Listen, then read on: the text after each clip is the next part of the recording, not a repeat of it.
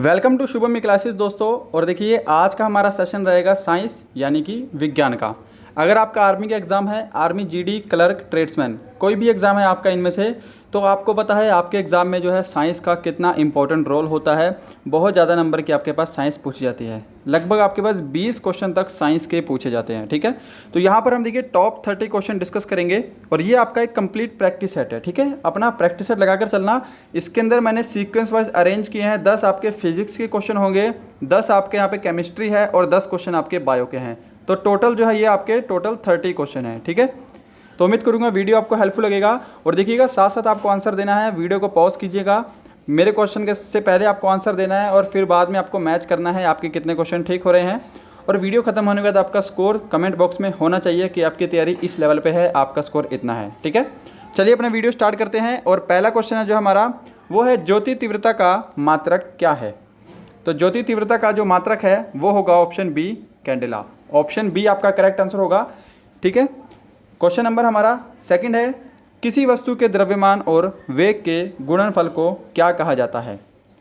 तो ध्यान दीजिएगा, द्रव्यमान और वेग के गुणनफल को हम बोलते हैं संवेग।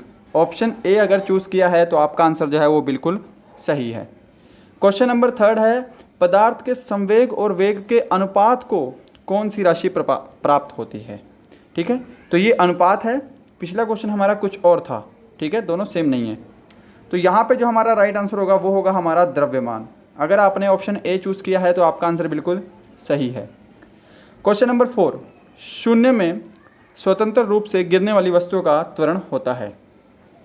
अब कोई वस्तु बिल्कुल स्वतंत्र रूप से ऊपर से गिर रही है तो उसका जो त्वरण होगा वो समान होगा। ठीक है, तो ऑप्शन बी बिल्कुल सही होगा, यानी कि चाहे वो चीज़ भारी हो और एक चीज़ चाहे हल्की हो, अगर समान त्वरण से वो चीज़ें नीचे गिरेंगी तो दोनों एक साथ धरती पर पहुंचेंगी। ये आपको इम्पोर्टेंट है, ये आपको ध्यान होना चाहिए।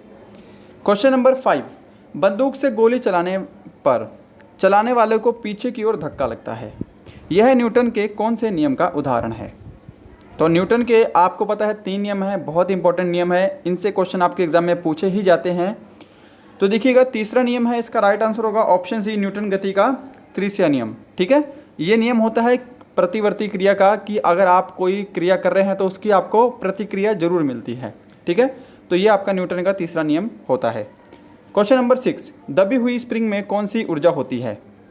तो देखिए दबी हुई स्प्रिंग एक बार एग्जाम में आया था आपके कि खींचा हुआ धनुष, ठीक है, खींचा हुआ धनुष या फिर खींची गई रबड़ को हम खींच के रोकते हैं, वो उनमें कौन सी ऊर्जा होती है। तो देखिएगा इसके अंदर जो होती है वो होती है स्थितिज ऊर्जा। ऑप्शन बी इसका करेक्ट होगा। और स्थितिज ऊर्जा का आपसे फॉर्मूला भी पूछ सकता है, तो इसका फॉर्मूला होता है mgh स्थितिज ऊर्जा का। और गतिज ऊर्जा का भी अगर आपसे फॉर्मूला पूछे तो आपको लगाना है 1/2 mv²। ठीक है, तो ये होता है आपके गतिज ऊर्जा का फॉर्मूला। ये दोनों इंपॉर्टेंट है। क्वेश्चन नंबर 7, किसी वस्तु के वेग को 2 गुना करने पर वस्तु की गतिज ऊर्जा कितनी हो जाती है। तो वस्तु के वेग को अगर हम 2 गुना कर देंगे तो वस्तु की गतिज ऊर्जा जो है वो 4 गुनी हो जाएगी। ऑप्शन सी अगर आपने चूज़ किया है तो आपका आंसर जो है वो बिल्कुल करेक्ट है। क्वेश्चन नंबर 8, सूर्य के द्रव्यमान का कितना प्रतिशत भाग लगभग हाइड्रोजन का होता है। तो देखिए सूर्य जो है ये नाभिकीय संलयन एक अभिक्रिया है। ठीक है, और ये हाइड्रोजन और हीलियम के मिश्रण से बना है। इसके अंदर हाइड्रोजन का जो है वो 70% भाग होता है। अगर आपने ऑप्शन ए चूज़ किया है तो आपका आंसर जो है यहाँ पे बिल्कुल करेक्ट है। ओके, क्वेश्चन नंबर 9, ग्रहों की गति का नियम किसने प्रतिपादित किया। ठीक है, यहाँ पे स्टूडेंट कंफ्यूज होते हैं। एक है ग्रहों की गति का नियम, एक होता है सौरमंडल की खोज, ये दोनों अलग अलग हैं।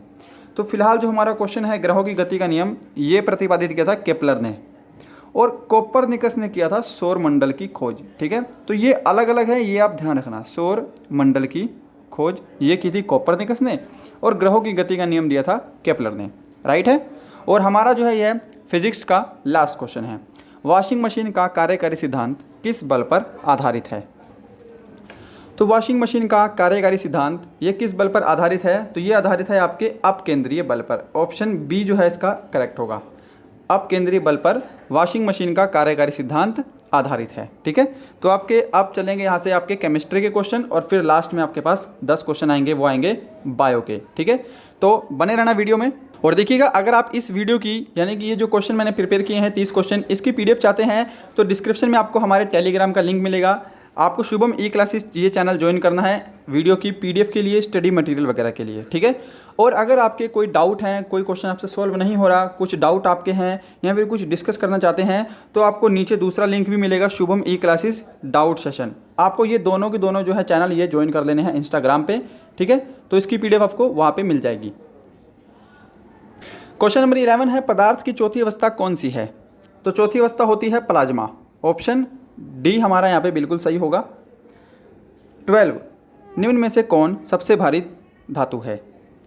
सबसे भारी धातु तो कौन सी है? तो वो है हमारी ओस्मियम। ऑप्शन बी अगर चूज़ किया है तो आपका आंसर बिल्कुल सही है। और देखिएगा, अगर आपको कंटेंट अच्छा लग रहा है, अगर आपको मेरी मेहनत अच्छी लग रही है, तो देखिए मैं आपको इनपुट दे रहा हूँ। ठीक है, इसके बदले मुझे भी थोड़ा आउटपुट चाहिए। और आउटपुट क्या चाहिए आपसे कि आप बस वीडियो को एक लाइक कीजिए, सिर्फ एक लाइक, बस इतना आउटपुट मेरे लिए बहुत है।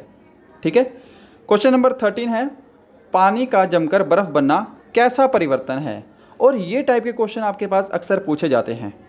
तो देखिएगा, ये होता है भौतिक परिवर्तन। अब इसको मैं आपको थोड़ा सा एक्सप्लेन कर देता हूँ कि देखिए, मान लीजिए ये पानी है और ये बाद में आपका बर्फ़ बन गया, तो ये बर्फ़ से बाद में पानी बन सकता है। ठीक है ना, ये बर्फ़ से पानी बन सकता है, तो इसलिए ये भौतिक परिवर्तन है। यानी कि कोई चीज़ अगर दूसरे रूप में परिवर्तित हो जाए और अगर वो दोबारा उसी रूप में परिवर्तित हो सकती है, इसकी पॉसिबिलिटी है, तो वो भौतिक परिवर्तन होता है। और अगर कोई चीज़ दूसरे रूप में परिवर्तित हो जाए और वो दोबारा अपने पुराने रूप में नहीं आ सकती, तो वो होता है रासायनिक परिवर्तन। एग्जाम्पल के लिए हम ले सकते हैं, जैसे दूध से दही बनना। दूध से दही बनना, दूध से दही तो बन गया, अब दही से क्या दोबारा दूध बनेगा? कभी भी नहीं बन सकता। तो ये होता है रासायनिक परिवर्तन, है ना। मोमबत्ती का जलना, मोमबत्ती जलेगी तो ख़त्म ही हो जाएगी, वो दोबारा जलने के बाद मोमबत्ती तो नहीं बन जाएगी, तो वो भी होता है रासायनिक परिवर्तन। ठीक है, तो आप इस तरीके से याद रखेंगे तो आप कभी भी कंफ्यूज नहीं होंगे। एग्जाम में ये क्वेश्चन आपका हमेशा सही होगा। क्वेश्चन नंबर 14, हीरा क्या है? तो देखिएगा, हीरा एक कार्बन का अपरूप है, हीरा ग्रेफाइट, ये आपको पता होने चाहिए। और हीरा जो है उसके साथ साथ क्या है? एक तत्व है। ऑप्शन ए जो है इसका बिल्कुल सही आंसर होगा। क्वेश्चन नंबर 15 है, किसी परमाणु की बाह्यतम कक्षाओं में कितने इलेक्ट्रॉन रह सकते हैं? अधिकतम कितने इलेक्ट्रॉन तक रह सकते हैं? तो देखिएगा, वो रह सकते हैं 8। ऑप्शन ए अगर आपने चूज़ किया है तो आपका आंसर जो है यहाँ पे बिल्कुल सही है। क्वेश्चन नंबर 16 है, तंबाकू में कौन सा रंगहीन, ये रंगहीन है, ठीक है, रंगहीन व जहरीला पदार्थ पाया जाता है? तो तंबाकू में पाया जाता है निकोटीन। ऑप्शन बी जो है इसका हमारा यहाँ पे बिल्कुल करेक्ट आंसर होगा। ठीक है, क्वेश्चन नंबर 17, अम्लीय घोल का pH मान कितना होता है? तो अम्लीय घोल के pH मान की यहाँ पे हम बात करेंगे। तो यहाँ पर देखिएगा, यहाँ पे मैं एक स्केल ड्रॉ कर रहा हूँ, बीच में हमारा 7।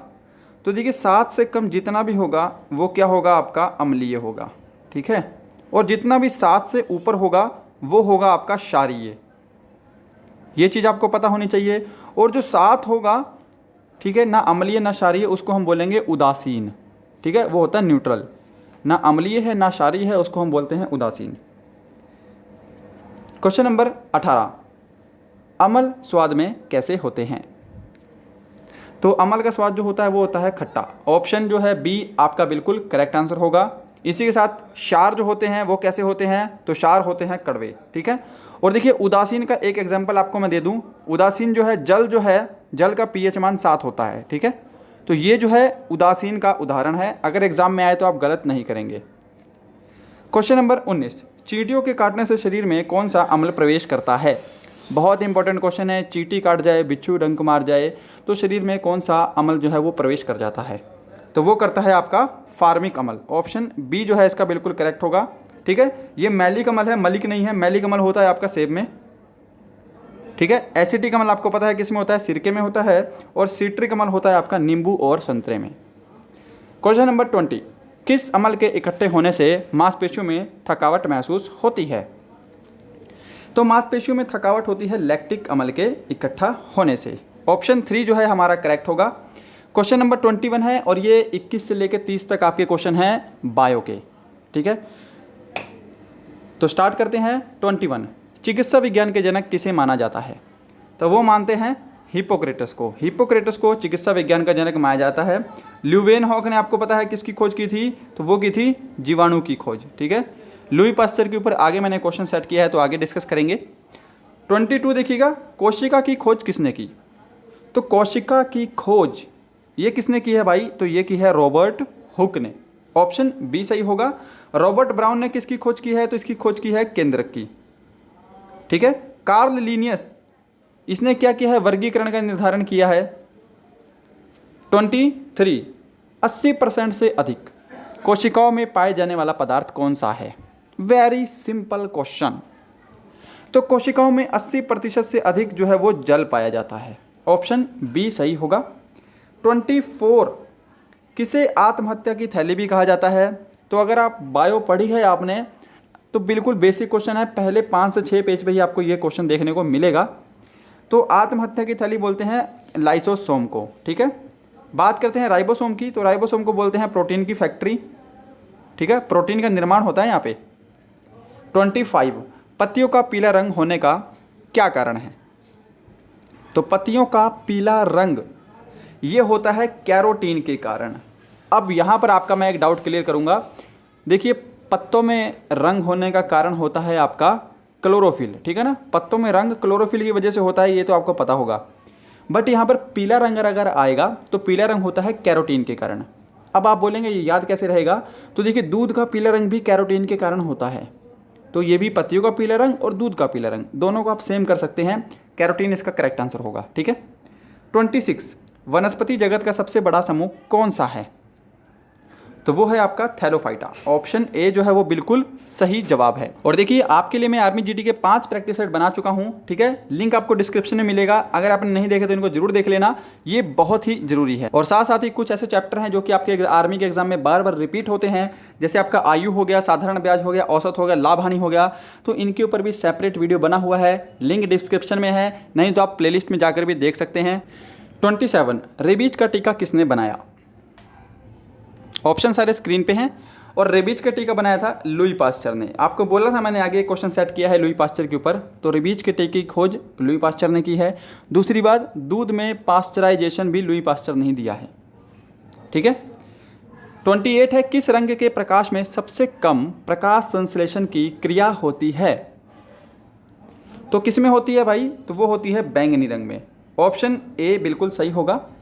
29 देखिएगा, प्रकाश संश्लेषण के लिए कौन सी गैस आवश्यक है?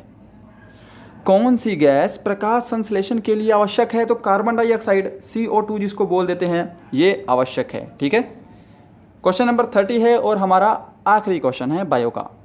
शरीर के किस भाग में पित्त का निर्माण होता है? तो किस भाग में होता है? तो वो होता है आपके यकृत में। ठीक है, और पित्त इकट्ठा होता है पित्ताशय में।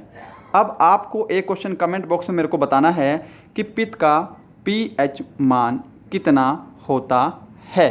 अगर आपने यहाँ तक ये वीडियो देखी है तो इस क्वेश्चन का आपको आंसर मुझे ज़रूर बताना। ऑलराइट, अगर चैनल पर नए हैं तो प्लीज़ चैनल से जुड़ना, चैनल को सब्सक्राइब करना। बहुत सारी चीज़ें अवेलेबल हैं जो कि आपके आर्मी के एग्जाम में सफलता दिलाने के लिए परिपूर्ण हैं। मिलते हैं नेक्स्ट वीडियो में किसी अच्छे टॉपिक के साथ। तब तक के लिए goodbye and thank you.